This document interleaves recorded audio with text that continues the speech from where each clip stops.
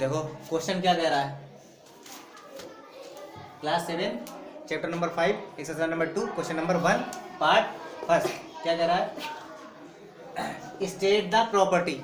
क्या करना है, स्टेट द प्रॉपर्टी, यानी कि प्रॉपर्टी बताइए, यानी कि स्टेट द प्रॉपर्टी, प्रॉपर्टी का नाम बताइए, दैट इज यूज, जिसका इस्तेमाल किया गया है in each of the following statement, प्रत्येक दिए गए स्टेटमेंट में। और स्टेटमेंट क्या है, ये है, क्या है, ये है। तो इसके भी 3 स्टेटमेंट है, मैंने सिर्फ पहला स्टेटमेंट अभी नोट किया गया है, ठीक है।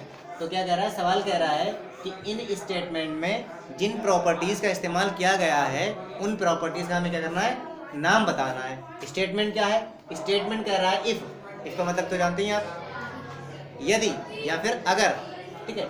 अगर A parallel to B, A जो है वो बी के पैरेलल है, तो angle 1 is equal to angle 5। तो कह रहा है अगर ए जो है वो बी के पैरेलल है तो एंगल 1 जो है वो एंगल 5 के बराबर है। तो इसमें कौन सी प्रॉपर्टी का इस्तेमाल किया गया है, हमें सिर्फ यहाँ पर सामने रीजन देना है कि कौन सी प्रॉपर्टी का इस्तेमाल से ये एंगल 1 जो है वो एंगल 5 के बराबर है। तो क्या बता सकते हैं, कोई भी बताओ कौन सी प्रॉपर्टी का इस्तेमाल किया, जिसे भी पता हो बता सकता है।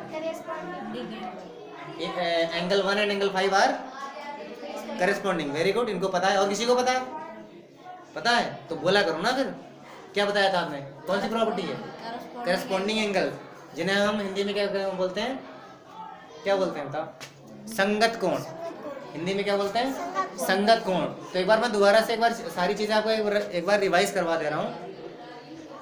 सबसे पहली बात यहाँ पर यह है कि हम पैरेलल लाइंस के बारे में बात करेंगे, क्योंकि हम पहली जो कंडीशन दी है वो क्या कहा है कि ए जो है वो पैरेलल बी के है, यानी ए पैरेलल टू बी, यानी ए लाइन जो है वो बी की पैरेलल है। अब पैरेलल लाइंस होती क्या है, सबसे पहले ये चीज़ मैं आपको बता दे रहा हूँ, ठीक है। यहाँ पर हमारी लाइन ए जो है वो ये है, ठीक है, और लाइन बी ये है, ठीक है। ये दोनों लाइनें आपस में कैसी हैं, पैरेलल हैं। तो पैरेलल होने का मतलब होता है कि जब दो लाइनें पैरेलल होती हैं तो उनके बीच की दूरी हमेशा समान रहती है, वो कभी भी आपस में मिलेंगी नहीं। क्या नहीं करेंगी, मिलेंगी नहीं। और उनके बीच की दूरी कहीं पर भी आप मापेंगे तो हमेशा आपको कैसी मिलेगी, समान मिलेगी, ठीक है। आप यहाँ पर मापेंगे तब भी आपको दूरी वही मिलेगी, आप यहाँ पर मापेंगे तब भी आपको दूरी वही मिलेगी, आप यहाँ पर मापेंगे तब भी आपको दूरी वही मिलेगी। क्योंकि ये रफ स्केच बना हुआ है तो यहाँ पर थोड़ी बहुत आपको लग सकता है कि यहाँ पर कम है, ज़्यादा है, लेकिन जो पैरेलल लाइंस की प्रॉपर्टी होती है, जो उसका गुण होता है, तो हमेशा मान लेना जब भी कोई लाइनें पैरेलल हैं तो नंबर 1 उनके बीच की दूरी हमेशा समान रहेगी हमेशा, ठीक है। वो आपस में कभी भी टच नहीं करेंगी, मिलेंगी, ठीक है। अब जब दो पैरेलल लाइंस को कोई लाइन इंटरसेक्ट करती है, दूसरी लाइन उनको काटती है, क्या करती है, काटती है, ठीक है। मान लें जैसे यहाँ पर ये दो हमारी लाइन ए और लाइन बी, ये दोनों क्या है, पैरेलल हैं, और इसको ये वाली लाइन क्या कर रही है, काट रही है, ठीक है। ये इंटरसेक्ट कर रही है, नहीं काट रही है। तो हम इस पर देखते हैं कि यहाँ पर इस लाइन ने जब इसको इंटरसेक्ट किया तो हम जानते हैं कि जब दो सीधी लाइनें, पहले बता चुका हूँ, जब दो सीधी लाइनें एक दूसरे को इंटरसेक्ट करती हैं तो वहाँ पे कितने एंगल बनते हैं, 4 एंगल बनते हैं, ठीक है। तो 4 एंगल आपके यहाँ पे 4 एंगल्स यहाँ पर बन गए और 4 एंगल्स आपके यहाँ पर बने, टोटल कितने हो गए, 8 एंगल्स। अगर हम यहाँ पर देखें तो यहाँ पे भी 4 एंगल्स बन रहे हैं और यहाँ पर भी 4 एंगल्स बन रहे हैं, ठीक है। लेकिन अभी बात हम सिर्फ यहाँ की करेंगे, ठीक है। तो जब दो पैरेलल लाइंस को कोई लाइन इंटरसेक्ट करती है, ठीक है, तो जब दो लाइनें, सिर्फ दो लाइनें आपस में इंटरसेक्ट करती हैं तो वहाँ पर क्या होता है, मैंने पिछली बार बताया था कि जब दो सीधी लाइनें एक दूसरे को इंटरसेक्ट करती हैं तो वहाँ पर 4 एंगल बनते हैं, और जो आमने सामने के कोण होते हैं वो वर्टिकली अपोजिट एंगल कहलाते हैं, ठीक है। और वो आपस में कैसे होते हैं, बराबर होते हैं। लेकिन जब लाइनें दो होती हैं, कितनी होती हैं, दो होती हैं, और वो पैरेलल होती हैं, जब दो लाइनें हैं और वो दोनों लाइनें आपस में पैरेलल हैं और उन्हें कोई तीसरी लाइन जो है वो इंटरसेक्ट कर रही है या उन्हें काट रही है, तब हमारे 8 एंगल्स बनते हैं। कितने, 8 एंगल्स बनते हैं, ठीक है। और उन 8 एंगल्स में जो एंगल होते हैं वो 2 प्रकार के होते हैं। कितने प्रकार के, 2 प्रकार के एंगल्स बनते हैं, एक करेस्पॉन्डिंग, ठीक है, और दूसरा अल्टरनेट एंगल। एक करेस्पॉन्डिंग एंगल और दूसरा अल्टरनेट एंगल, ठीक है। अल्टरनेट एंगल्स भी 2 प्रकार के होते हैं, करेस्पॉन्डिंग एंगल भी 2 प्रकार के होते हैं, ठीक है। जो अंदर की साइड में एंगल्स बनते हैं, ठीक है, वो इंटरनल अल्टरनेट एंगल कहलाते हैं। क्या कहलाते हैं, इंटरनल या इंटीरियर अल्टरनेट एंगल्स, ठीक है। और जो बाहर की तरफ बनते हैं वो एक्सटीरियर अल्टरनेट एंगल्स होते हैं। इसी प्रकार से जो करस्पॉन्डिंग एंगल होते हैं वो भी इंटीरियर और एक्सटीरियर करस्पॉन्डिंग एंगल होते हैं। अब हम बात करेंगे करस्पॉन्डिंग एंगल होते क्या हैं, ठीक है। तो जब दो पैरेलल लाइंस को कोई तीसरी लाइन इंटरसेक्ट करती है, ठीक है, तो जो एंगल्स एक ही दिशा में जाते हैं वो एंगल करस्पॉन्डिंग होते हैं। जैसे कि हम देख लें एंगल 1 और एंगल 6, एंगल 1 और एंगल 6 ये किधर जा रहे हैं, एक ही दिशा में जा रहे हैं, तो ये कैसे एंगल हो गए, करस्पॉन्डिंग एंगल हो गए। और कौन एक दिशा में जा रहा है,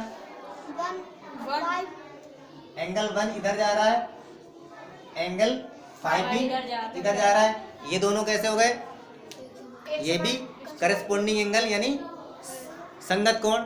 अब करस्पॉन्डिंग एंगल और संगत कोण आपस में कैसे होते हैं, बराबर होते हैं, और अल्टरनेट एंगल्स भी आपस में बराबर होते हैं, ठीक है। तो चूंकि हमारा एंगल 1 जो है वो एंगल 5 के करस्पॉन्डिंग एंगल है या एंगल 5 का संगत कोण है, तो एंगल 1 की जो वैल्यू होगी वही एंगल 5 की वैल्यू होगी। इसका मतलब ये हुआ कि एंगल 1 जो है वो एंगल 5 के बराबर है, ठीक है। तो यही चीज इन्होंने हमें दी है। इन्होंने कहा कि एंगल 1 जो है वो एंगल 5 के बराबर में है। आप हमें ये बताइए वो कौन सी प्रॉपर्टी से एंगल 1 और एंगल 5 जो है वो कौन सी प्रॉपर्टी से बराबर हैं। तो हम क्या देखते हैं कि कौन सी प्रॉपर्टी से ये बराबर हो रहे हैं, करस्पॉन्डिंग एंगल प्रॉपर्टी से ये बराबर हो गए, क्योंकि ये दोनों एंगल करस्पॉन्डिंग है इसलिए आपस में बराबर है। तो हम आगे लिख देंगे ब्रैकेट में, पहले स्टेटमेंट का हमारा जो आंसर होगा वो क्या होगा, एंगल 1 जो है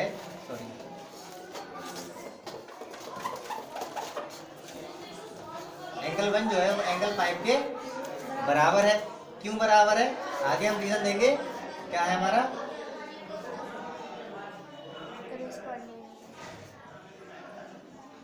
करस्पॉन्डिंग, ये करस्पॉन्डिंग एंगल है इसलिए बराबर है। तो पहला पार्ट हमारा हो गया है, ठीक है। यही पूछा था कि हमें क्या करना है, इन तीनों पार्ट की सिर्फ प्रॉपर्टी बतानी है। तो पहले पार्ट में हमारा एंगल 1 जो है वो एंगल 5 के बराबर दिया गया है, ठीक है। तो वो बराबर क्यों है, क्योंकि वो दोनों एंगल्स कैसे हैं, करस्पॉन्डिंग एंगल्स हैं। दूसरा पार्ट बताइए क्या है, बोलना फटाफट। तो ये हमारा पहले पार्ट का आंसर हो गया। सॉरी, इफ एंगल 4 एंगल 6 बोलते रहो,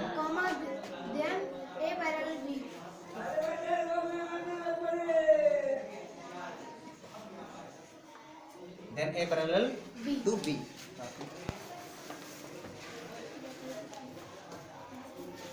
अच्छा, अब क्या करना है, पहले हमें ये दिया गया था कि हमारी A जो है वो B के पैरेलल है, ठीक है। तो एंगल 1 और एंगल 5 जो है वो किस प्रॉपर्टी से बराबर है। दूसरी चीज, अब हमें ये चीज उल्टी कर दी गई है। पहले क्या कहा गया है, पहले उन्होंने कहा गया है कि एंगल 4 जो है वो एंगल 6 के बराबर है, तो क्या A जो है वो B के पैरेलल है।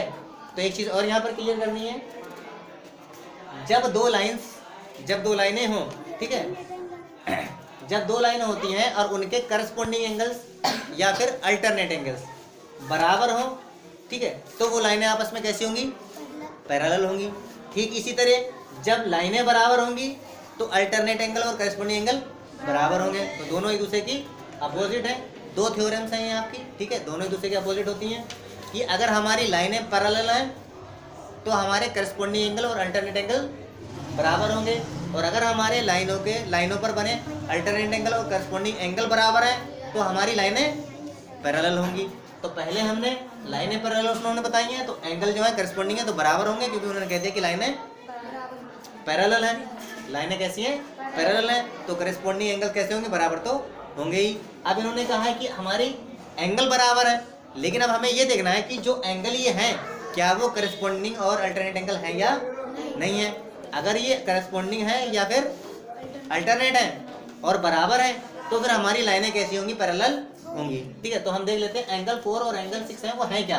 तो हम देखते हैं कि हमारा एंगल 4 जो है वो इस साइड में आया हुआ है, किस साइड में आ रहा है, एंगल 4 जो है वो हमारा इस साइड में आ रहा है, और एंगल 6 जो है वो बिल्कुल उसके जस्ट अपोजिट साइड में जा रहा है। यानी एंगल 4 का जो हमारा डायरेक्शन है वो ये आ रही है और एंगल 6 की हमारी डायरेक्शन ये जा रही है। तो मैंने बताया था जो एक ही दिशा में जाते हैं वो करस्पॉन्डिंग एंगल होते हैं, और जो अपोजिट दिशा में जाते हैं वो अल्टरनेट एंगल्स होते हैं।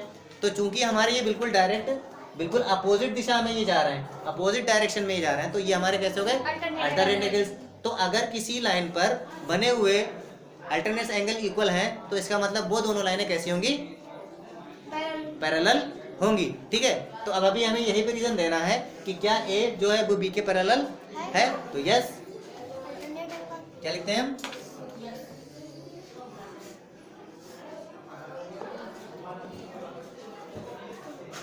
यस, हाँ ये yes, A parallel to B, A parallel to B है।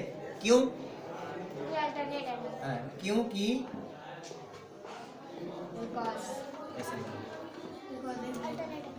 बिकॉज एंगल 4 जो है वो इक्वल टू है एंगल 6 के। ठीक है, ए पैरेलल है बी के क्योंकि एंगल 4 एंगल 6 के है, और ये एंगल है कैसे? अल्टरनेट एंगल्स हैं। कैसे हैं?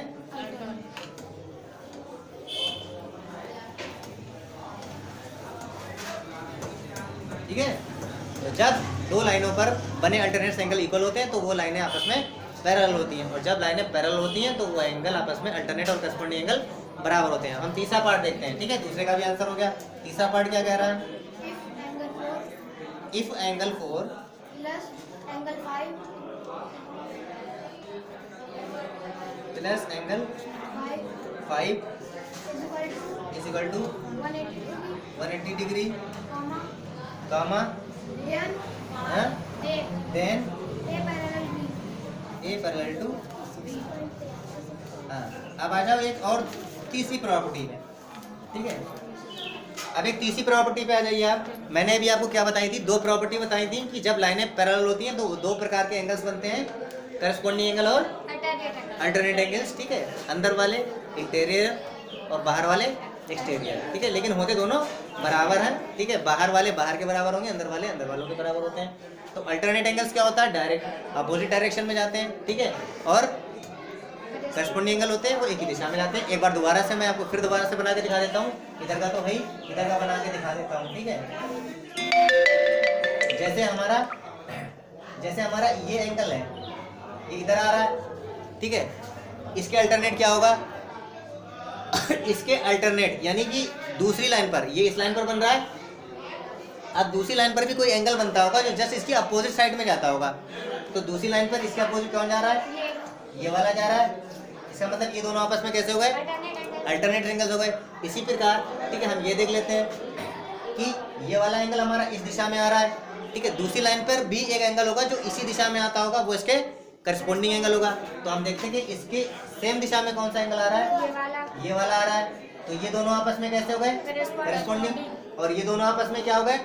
Alternate angle. ठीक है, इसी तरीके से ये इस दिशा में आ रहा है और ये इधर जा रहा है। तो अब ये दोनों क्या हो गए? अल्टरनेट एंगल्स हो गए। ठीक है, और ये दोनों चूंकि एक साइड में आ रहे हैं एक ही दिशा में, तो करस्पॉन्डिंग, और ये दोनों भी एक दिशा में जा रहे हैं तो करस्पॉन्डिंग।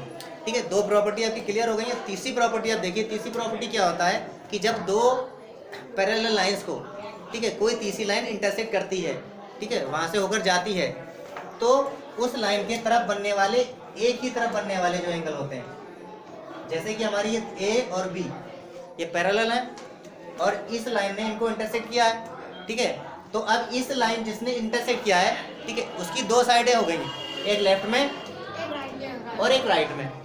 ठीक है, अब क्या होगा?